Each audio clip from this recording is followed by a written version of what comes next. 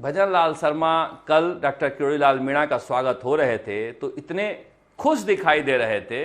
अब देखिए, नेता आपकी नज़र में वो छोटा हो सकता है, लेकिन वाकई में इस व्यक्ति का दिल बड़ा है। अगर सचिन पायलट का स्वागत कल हो रहा होता अशोक गहलोत के बगल में तो उनका चेहरे का भाव देखते, मगर भजन लाल ऐसा नेता नहीं है।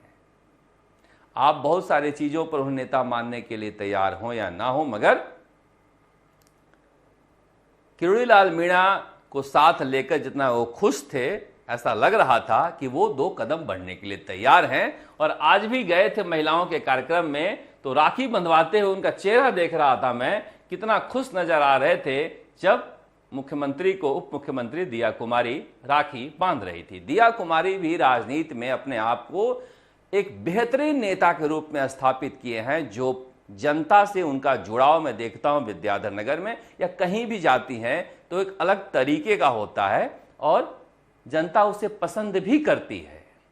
जाति और क्षेत्र की राजनीति की परिधि से अलग जाकर दिया कुमारी ने एक राजस्थान की राजनीति में मुकाम हासिल किया है और उप मुख्यमंत्री का अमूमन मुख्यमंत्री से बनता नहीं है। अब अंदर की तस्वीर कुछ भी हो सकती है, 2 भाई रहते हैं उनमें भी आपस में नहीं बनता है, मगर अभी तक अनबन की खबरें मीडिया में ही रही, दिखाई नहीं दिया। अब देखो, ये भाई बहन जिस तरह से हंसकर राखी बांध रहे हैं, ये बीजेपी की सरकार इतनी बेहतर तरीके से क्यों चल पा रही है? ये इसीलिए चल पा रही है, अगर फ्रेंडशिप डे के दिन ही सही, देखिए कुछ लिफाफे में मिला भी है, राखी बंधाई नेक भी मिला है ऐसा लग रहा है।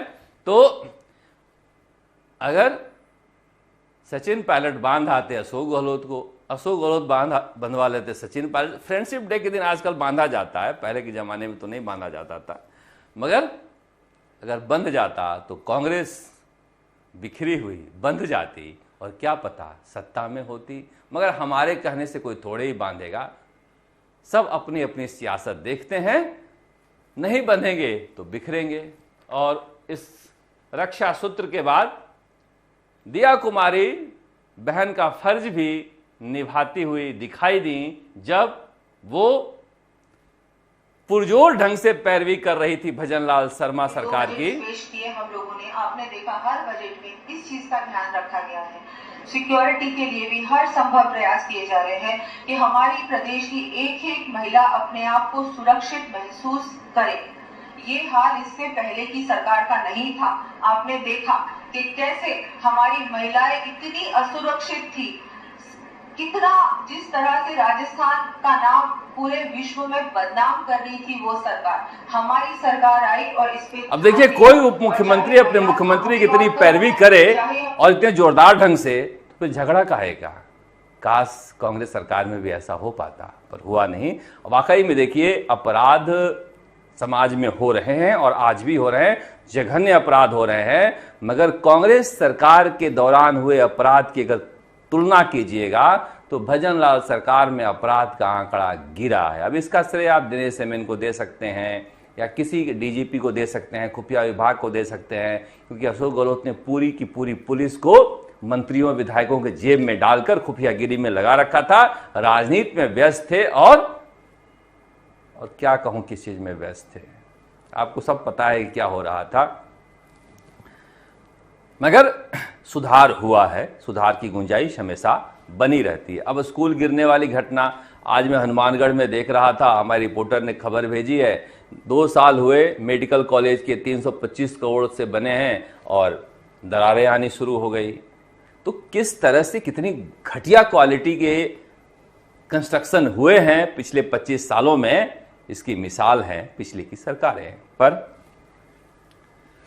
हनुमान बेनीवाल आज नहीं थे और उनके जो लड़ाके हैं स्टैच्यू सर्किल पर पूरी तरह से दम लगाए हुए थे। कांग्रेस के जो प्रदर्शन हो रहा था वहां पर भी लाउड स्पीकर लगाकर अपने एजेंडे को बता रहे थे। जयंत चौधरी हैं जो एनडीए का हिस्सा हैं और मंत्री के रूप में काम कर रहे हैं, उनसे मिलने गए थे हनुमान बेनीवाल। हनुमान बेनीवाल के अक्सर मिलने की तस्वीरें आती रहती है बीजेपी के नेताओं से। जिस ये यूपीए के हिस्सा थे, ये ओम माथुर से मिल रहे हैं जो सिक्किम के राज्यपाल हैं। यूपीए के नेताओं से इनका कम बनता है।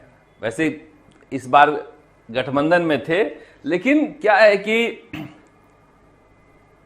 गाय घास से, वैसे घोड़े कहावत है, घोड़ा घास से दोस्ती करेगा तो खाएगा क्या। तो हनुमान बेनीवाल अगर कांग्रेस के साथ चले जाते हैं तो वही जाट, एससी और मुस्लिम वोट बैंक हनुमान बेनीवाल का भी है, वही कांग्रेस का भी है। इसलिए संघर्ष जरूरी है। 20-25 सीटों पर कांग्रेस को ये नहीं घेरेंगे तो बीजेपी का जो वोटर है तो इनका वोटर है नहीं, इसलिए वहां कन्फ्लिक्ट नहीं है। वहां से बीजेपी से ये सहारा लेकर कांग्रेस की मिट्टी पलीद कर सकते हैं और बहुत ज्यादा सहायता इन्हें कांग्रेस से मिलने वाली नहीं है, क्योंकि कांग्रेस अपने आप को जाट लैंड में मजबूत मानती है।